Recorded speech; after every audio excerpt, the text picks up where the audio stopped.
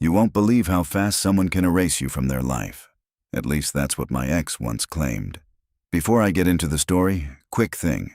If you enjoy stories like this, make sure you subscribe to the channel and hit the like button. It really helps out. Thanks. I'm using a throwaway account because some people who know us might recognize parts of this, and I honestly don't want old drama popping back up again. Everything I'm about to tell you happened over the last couple of years. Sharing it now feels like finally closing a chapter of my life. So if you're here for a story about betrayal, quiet revenge through personal growth, and a little bit of karma, buckle up.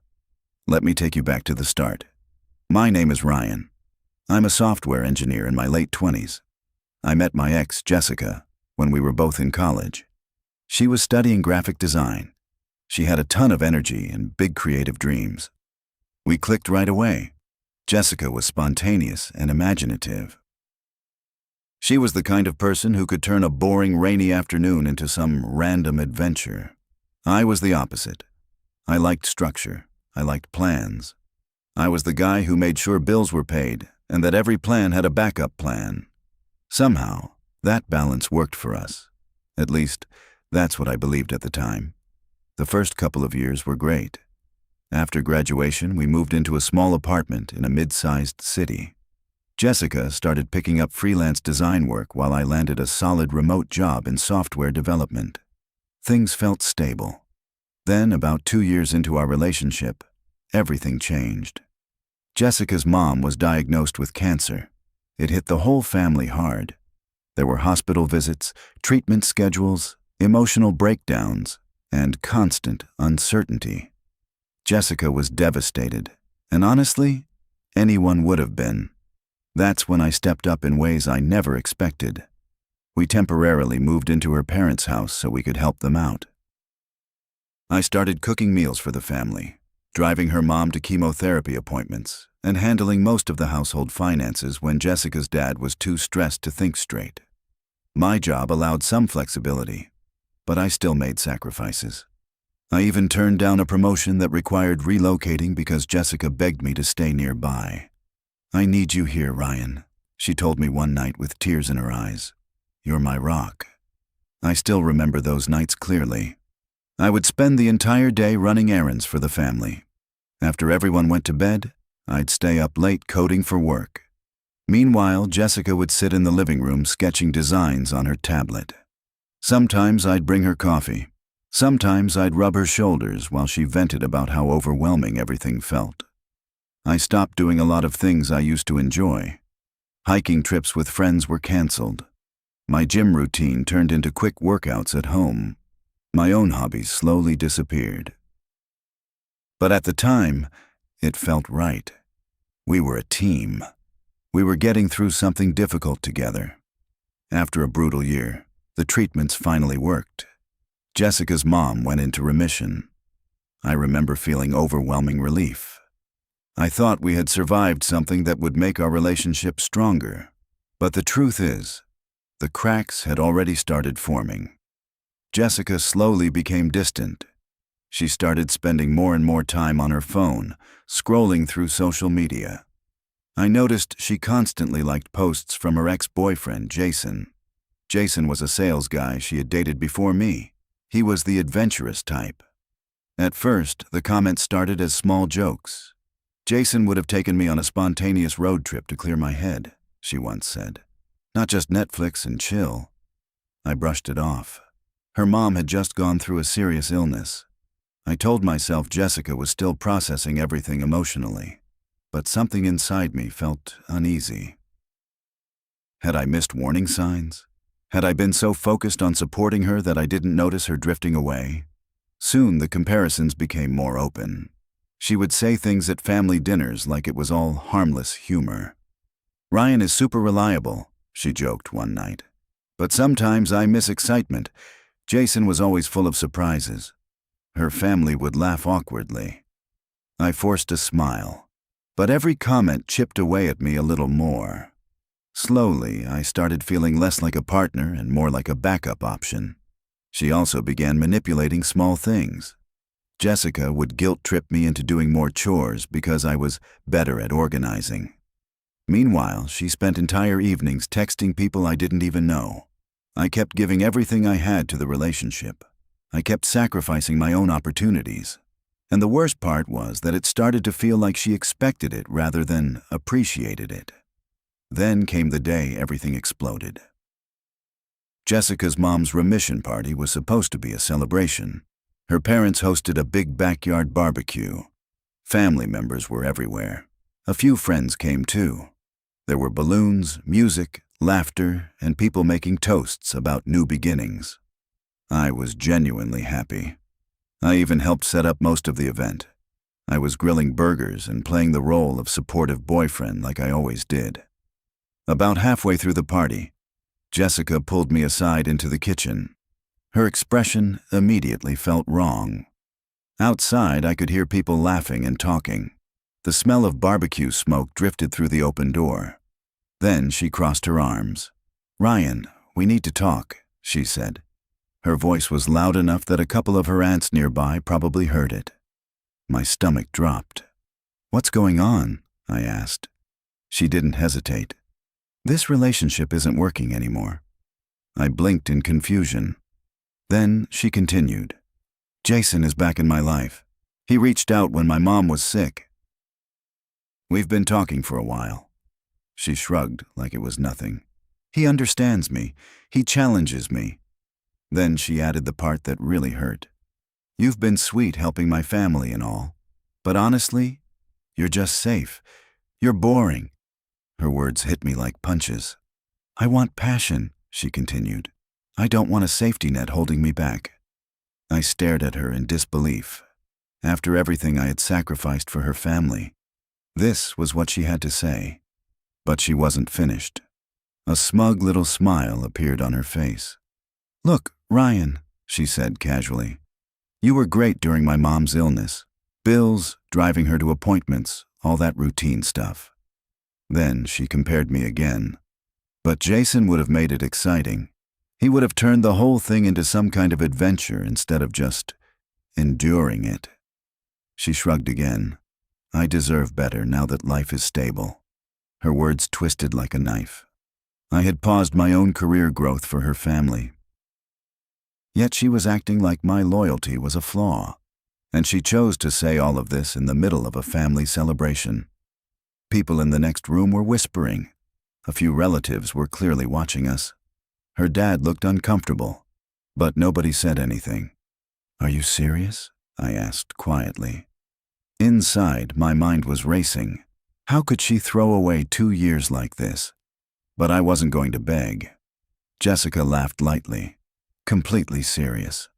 Then she delivered the line that stuck with me for months. "I'll forget you in a week, Ryan." She smiled confidently. "Jason is the real deal. He pushes me. He excites me. You were just a placeholder until something better came along." Placeholder. The word echoed in my head. Jason had actually dumped her years earlier because he thought she was too clingy. Yet now she treated him like some kind of upgrade. Suddenly everything made sense. The late-night texting, the mysterious work meetups, the faint smell of cologne sometimes when she came home. She had been emotionally cheating for months, maybe longer. But I didn't explode. There was no yelling, no scene. "If that's how you feel," I said calmly, "then we're done." I grabbed my jacket from a chair. I nodded politely to her family as I walked toward the door. Conversations went quiet behind me. Then I got in my car and drove away. No slammed doors, no arguments, just silence. That night I returned to our apartment and packed the essentials. The quiet was overwhelming. Jessica's words replayed in my head. Her smug smile, her twisted logic, the way she turned my support into something embarrassing. Slowly, confusion turned into determination. This was over. I blocked her number. I blocked every social media account, everything. By the next morning, I was driving to a new city a few hours away. I had accepted the promotion I once turned down. Lead developer, better salary, fresh start. I completely disappeared from her life. No goodbye note, no drama. She said she would forget me in a week. Fine. I made it easy. The first few weeks were rough. I woke up many mornings replaying that family gathering in my mind, hearing the laughter outside while she dismantled our relationship inside the kitchen. It felt unfair. I had sacrificed promotions, vacations, friendships, and personal peace for her. In return, I got betrayal. But instead of lashing out, I stayed quiet. I started therapy. It helped me unpack a lot of things.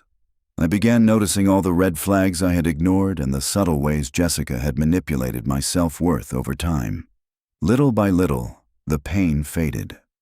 I started going to the gym regularly. I rediscovered hiking.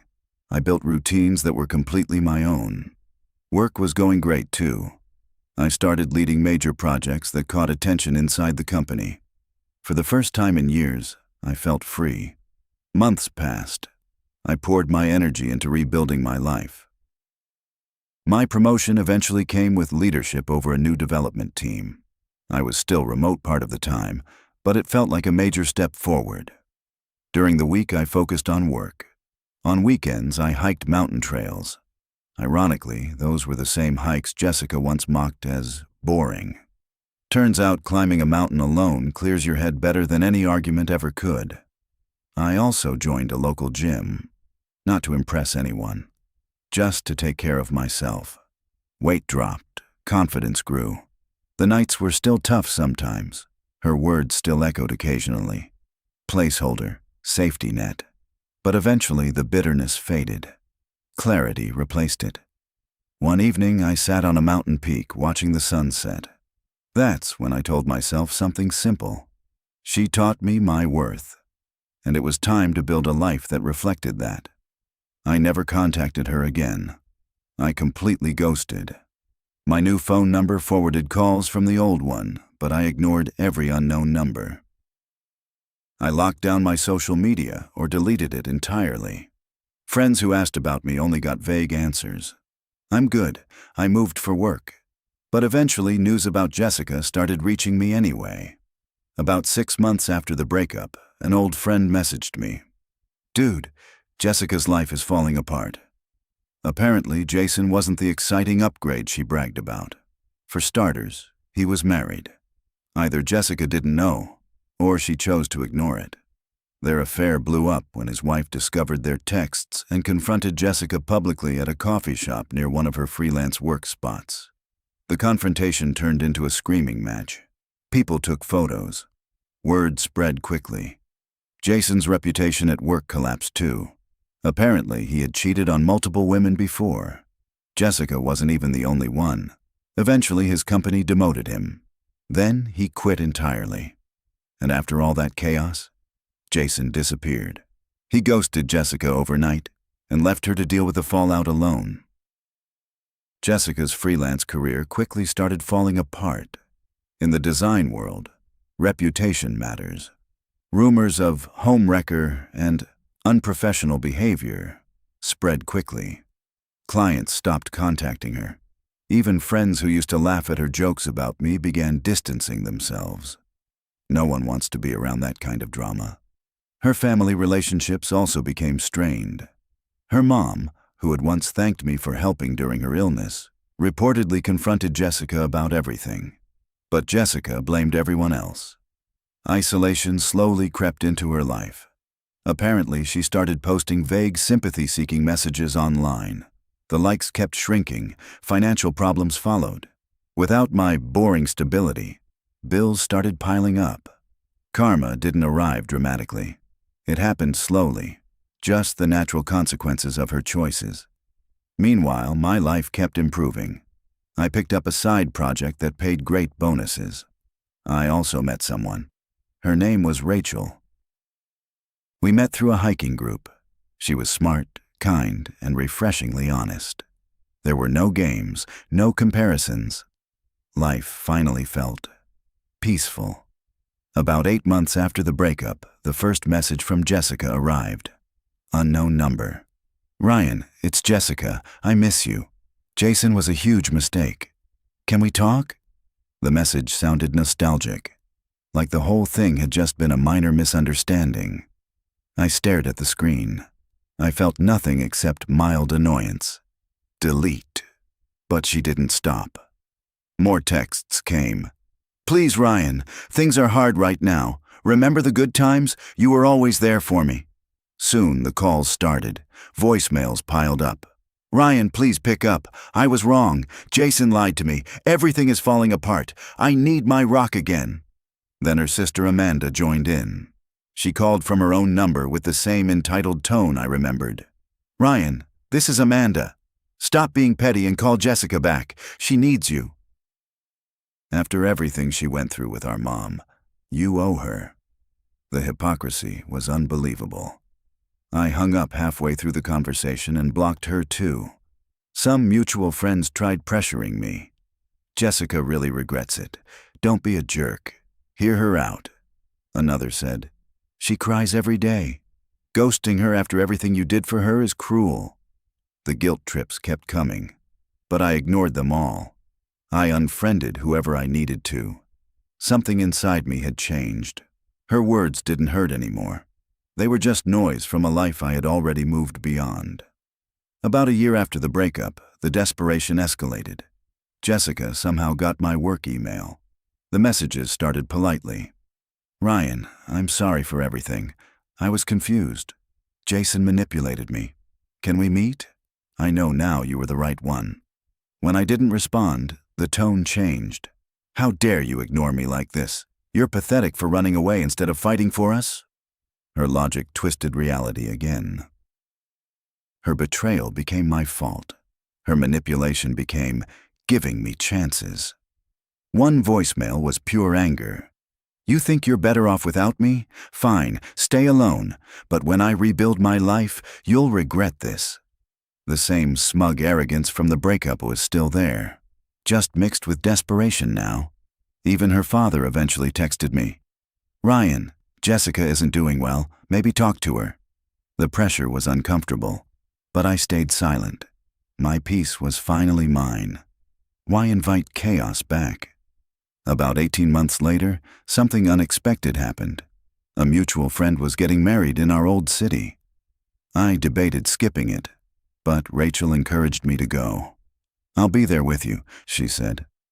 So we went.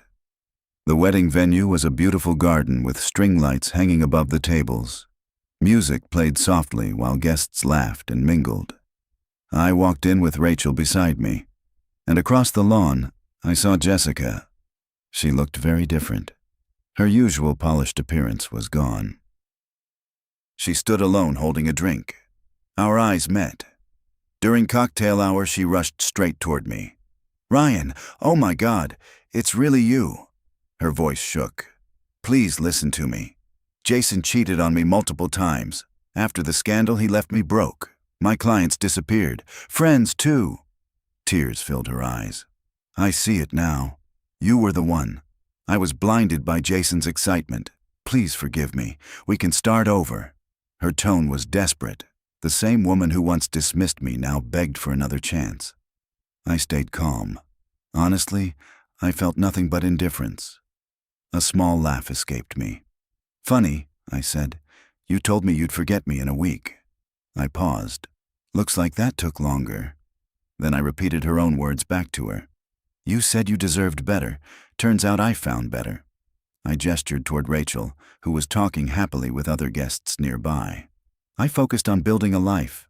New job, leading teams. Hiking trips that apparently aren't boring anymore. Jessica wiped her eyes. But Ryan, you're not part of my life anymore, Jessica, I said evenly. No anger, just truth. My happiness doesn't include you. I gave her a polite nod. Good luck. Then I walked away and joined Rachel. Later that evening, we shared some quiet news with friends. Rachel and I were engaged. Jessica stood alone in the background while people congratulated us. The roles had completely reversed. She was desperate. I was thriving. Karma works in quiet ways. That night, I blocked her everywhere permanently. She wasn't a loss. She was a lesson. If you're ever in a situation like this, remember something simple. Dignity always wins. Thanks for reading. And if you enjoyed this story, make sure to subscribe and hit the like button. What do you think about it?